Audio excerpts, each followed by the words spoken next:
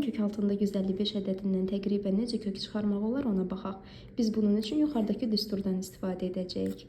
Gəlin baxaq. Biz əvvəlcə 155-i 2 ədədin cəmi şəklində göstərməliyik. Lakin biri kökdən çıxmalıdır. Yəni mən bunu 144 plus 11 şəklində yaza bilərəm.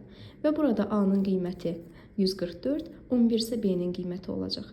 Aydındırmı? Gəlin buradan təqribən yazaq. Təqribən bərabərdir. İndi mən kök altında A-nın yerinə yazacağım kök altında 144 plus və B-nin yerinə 11 yazaram. 2 kök altında 144 şəklində, yəni düsturda yerinə qoyuram.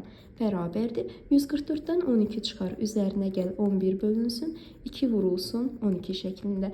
Bu isə bərabərdir. 12 üzərinə gəl 11 böl 24 şəklində. Bu isə təqribən bərabərdir. 12 üzərinə gəl, mən 11-i 24-ə bölsəm təqribən 0,45 alaram. Bu isə bərabər olar 12,45-ə. Demək ki, biz kök altında 155 ədədindən təqribən kök alsaq 12,45-ə bərabərdir. Bunu kalkulyatorla da yoxlaya bilərsiniz.